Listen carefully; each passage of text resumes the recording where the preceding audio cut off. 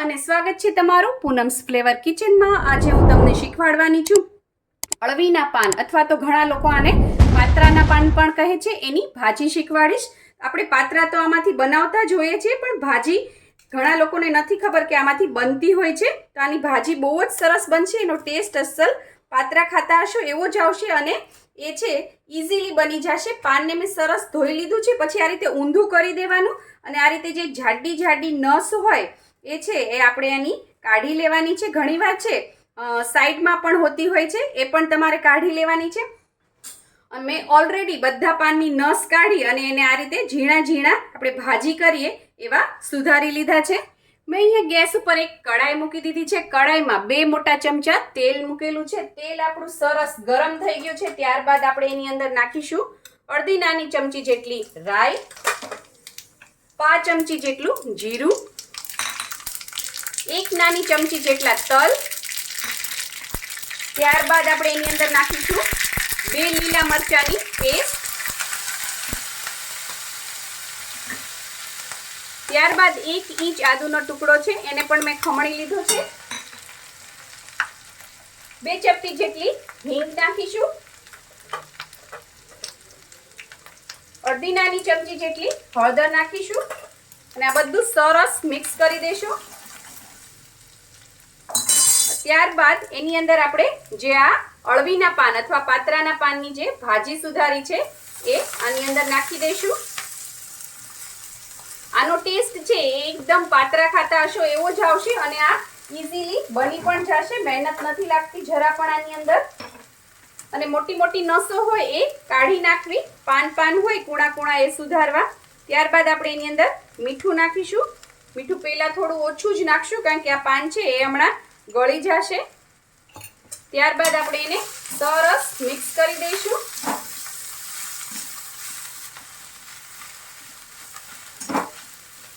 Mix કરી અને ધીમા તાપે એને આપણે હવે ઢાંકી અને 5 મિનિટ સુધી ચડવા દઈશું। 1 ચમચી જેટલી આંબલી મેં આમાં લીધી હતી અને ગરમ પાણી નાખ્યું હતું મેં એની અંદર અડધા ગ્લાસ જેટલું અને એને પલાળી દીધી હતી। 10-15 મિનિટમાં સરસ પલળી જાય છે। ત્યારબાદ એને ચોળી અને આ રીતે ગાળી અને એનો રસ રેડી કરી લેશું। આનો ઉપયોગ આપણે આગળ હું તમને દેખાડીશ ક્યારે નાખવાનો છે। એક ગેસ ઉપર ભાજી ચડે છે ત્યાં બીજી ગેસ ઉપર મેં અહીંયા એક નાનું પેન મૂકી દીધું છે। એની અંદર આપણે અડધો વાટકો જેટલો બેસન અથવા ચણાનો લોટ લેવાનો છે અને એને આ રીતે ડ્રાય રોસ્ટ જ કરવાનો છે, કંઈ નાખવાનું નથી। જસ્ટ 2 થી 3 મિનિટ જ આપણે એને રોસ્ટ કરવાનો છે।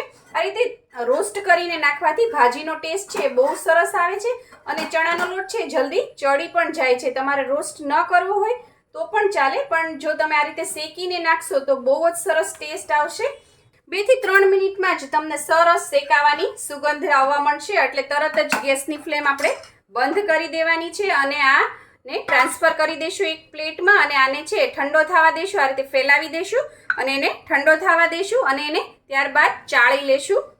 5 મિનિટ થઈ ગઈ છે, આપણે ભાજીને ખોલી લઈએ અને વચ્ચે પણ 1-2 વાર એને ચલાવવાની છે, નહીંતર એ બળી જશે કારણ કે આપણે પાણી નથી નાખ્યું એનામાં, એને વરાળે જ ચોડવી છે ને એ જ રીતે ચોડવવાની। ત્યારબાદ હવે આપણે એની ઉપર આ શેકેલો ચણાનો લોટ છે એ નાખી દઈશું। ચાળી નાખ્યો છે મેં શેકીને, આ રીતે છે એને ભભરાવાનો છે, એક જગ્યાએ તમારે ઢગલી નથી કરી દેવાની। આનો ટેસ્ટ છે બહુ જ સરસ આવશે। ઘણા લોકોએ તો આ ભાજીનું નામ પણ નહીં સાંભળ્યું હોય।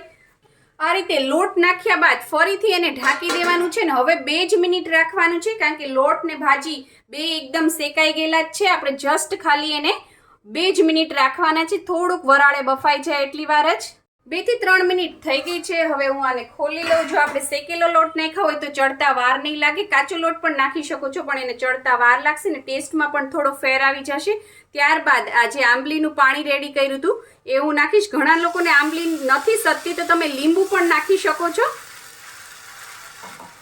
મેં આમાં 4-5 ચમચી જેટલું નાખ્યું છે। ત્યારબાદ એની અંદર આપણે ગોળ નાખીએ છીએ। ગોળ ના નાખીએ તો ખાંડ પણ નાખી શકો છો, પણ ગોળ અને આંબલીથી ટેસ્ટ છે એ બહુ સરસ આવતો હોય છે અને ઘણા લોકોને આવું ગોળ આંબલી ન નાખવા હોય તો તમે આમનામ સાદી ભાજી પણ કરી શકો છો।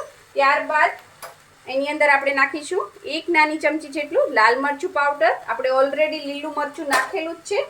ગોળ આંબલીથી બહુ જ સરસ ટેસ્ટ આવશે। 1 નાની ચમચી જેટલું ધાણા જીરું પાવડર અને ત્યારબાદ આ બધું છે એ સરસ આપણે મિક્સ કરી લેવાનું છે. મને થોડો ગોળ ઓછો લાગ્યો એટલે પાછો મેં 1 ચમચી જેટલો ગોળ અંદર નાખ્યો છે. અને ગળપણ ખટાશ જરૂરથી નાખજો, બહુ જ સરસ લાગે છે આ ભાજી. એકવાર જરૂરથી બનાવજો મારા કહેવાથી, તમને બહુ જ ભાવશે. તમે વારંવાર આ ભાજી બનાવશો. બધા મસાલા નાખ્યા બાદ એને 2 મિનિટ સુધી રહેવા દીધું છે, જેથી બધું સરસ મિક્સ થઈ જાય. અને ગળપણ ખટાશ તમે તમારી મરજી પ્રમાણે પણ વધારે ઓછા કરી શકો છો. મારી ચેનલને સબસ્ક્રાઇબ જરૂરથી કરજો. તમે બધા વિડીયો ખૂબ જ સરસ જોવો છો, પણ સબસ્ક્રાઇબ કરવાનું ભૂલી જાઓ છો. 2 મિનિટ થઈ ગઈ છે, આપણી ભાજી સરસ રેડી થઈ ગઈ છે. હવે આપણે આને સર્વિંગ બોલમાં ટ્રાન્સફર કરી દઈએ. અળવીના પાનની ભાજીને મેં એક સર્વિંગ બોલમાં ટ્રાન્સફર કરી દીધી છે. એનો કલર છે એ એકદમ ઘેરો લીલો, ખૂબ જ સરસ લાગતો હોય છે. જો તમને મારી આ રેસીપી પસંદ આવી હોય તો લાઇક, શેર, કોમેન્ટ કરો. પ્લીઝ મારી ચેનલને સબસ્ક્રાઇબ કરો અને હા, બેલ આઇકન દબાવવાનું ના ભૂલશો, જેથી આવી જ સરસ મજાની વાનગીઓ તમારા સુધી પહોંચતી રહે. Thank you. આવજો.